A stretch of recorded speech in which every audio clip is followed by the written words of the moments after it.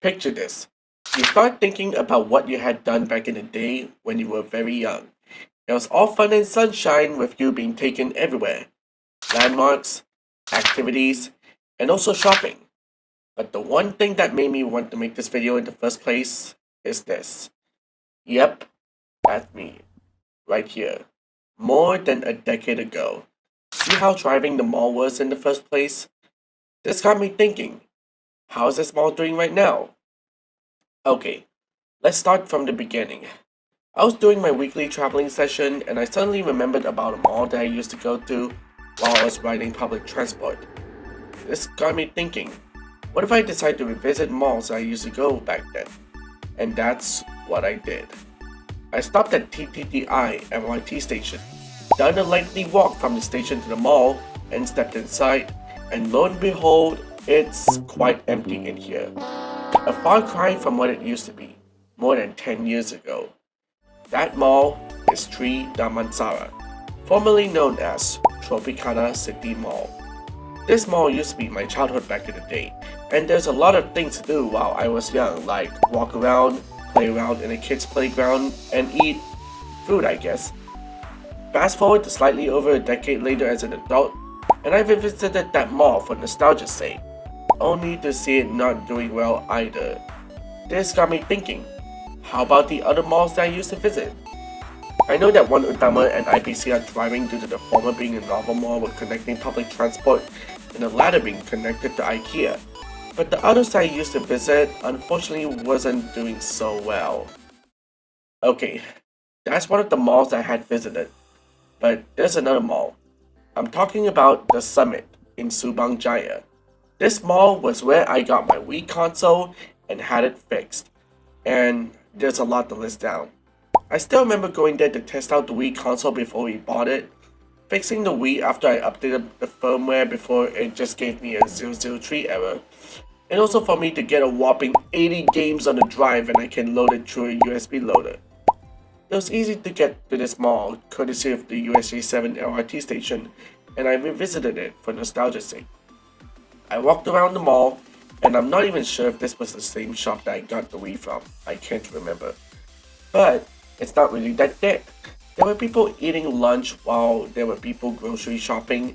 Seems like a popular place amongst people that live nearby this mall.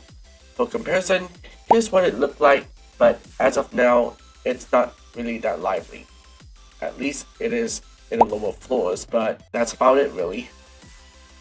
Next up is the SStwo Mall. This mall, I do not really have any fond memories of. I used to study in Petaling Jaya during my school days, so that's a mall that I frequently passed by back then. Yep, my school was used for the Oh My English filming, and man, it really hit home.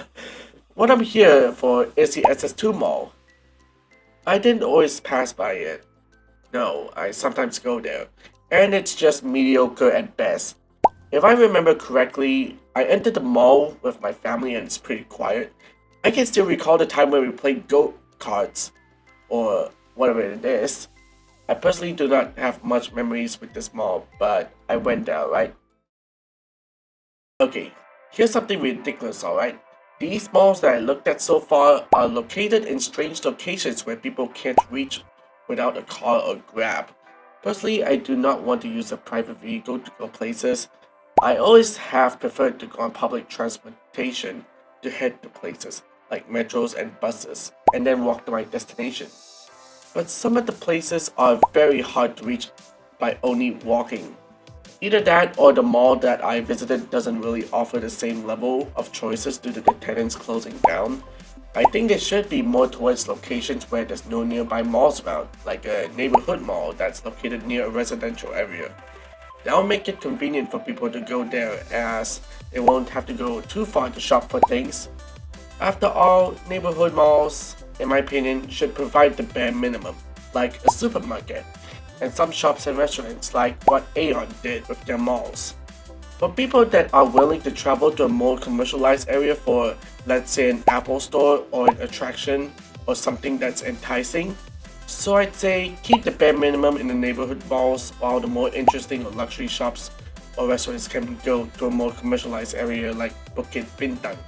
but that depends if the area is leaning towards that way. Okay, I talked about ridiculous locations, but in my opinion, some of them are better off being individual supermarkets with some restaurants and shops there like Giant and Lotus, since the main spotlight is the supermarket anyways. But building an entire mall like this with the supermarket as the main attraction and having the other floors empty isn't necessary in my opinion. It will be more expensive to run, cost unnecessary space, and people won't bother to visit the upper floors. What I would do is downsize the scope of the mall to your average Aeon mall or the size of it, and market it towards nearby neighborhoods so that people won't have to go so far for grocery shopping. Unless they wanted to visit something that's a standout from the rest of the malls like an Apple store. Otherwise, there could be people asking, why would we visit that mall that offers less than the other superior mall? And that applies to those that are living far away from the mall. There's no point in making such a huge mall where people only came for the supermarket as well as food. I think for middle class malls, they need to be located where there's no thriving malls nearby, otherwise there'll definitely be competition. I personally wanted them to be located at areas where there's no nearby malls to go to and have them provide the bare minimum. And if they're looking for more, they can look further into malls that are situated in a more commercialized area. So basically, they're not going to the nearby mall for the fancy things, they're just here to eat, shop, and have fun hanging out.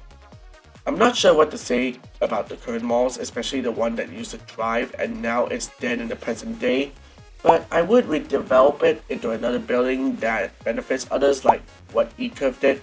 That's also a mall that I missed. And finally, do we really need that many malls? If you're going to give me a mall that's located in a residential area and doesn't really have any incentive for me to come back to, like for example, attractions, exclusive stuff and such, then please at least downscale the scope of the mall to like just a shopping mall with a bunch of stores in it. For example, I live near the Aeon Metro Prima Mall, and I usually come back to there from time to time because of its proximity from my home. But I do travel further to malls like Loyat Plaza and Suria KLCC for its charm and purpose, with Loyat Plaza being IT focused and Suria KLCC being a nice place to see the Petronas Twin Towers from the ground.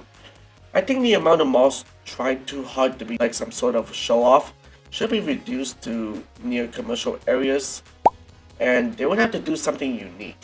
While neighborhood malls can be, of course, be located at neighborhoods and provide the bare minimum for people to eat and do grocery shopping. Of course, they'll have to be smaller in size and not too big to the point it can hold a lot of tenants only to be met with an empty mall in the end.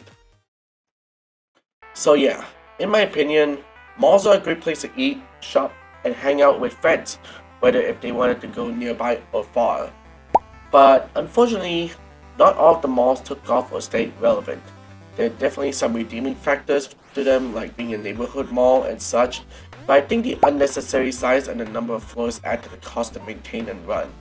If only the malls here can actually downsize by removing floors or cutting the size of the area of land it took, but it won't be easy.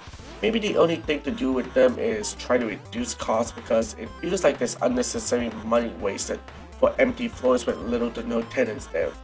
Unless there's some miracle that happened like a trend or live show going on, maybe that will draw some attention to the mall, but I doubt it because there's not that many tenants opening.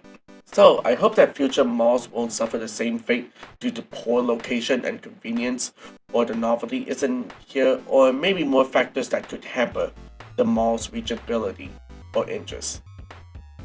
Anyways, this is Don't Look 2, and yeah, it has been a while since the last Talk Time episode, but this will be the last one for this year. So do expect the next one next year, and it's probably going to be my favorite one that I'll ever do. So stay tuned. Until then, I'll see you next time, and have a good day.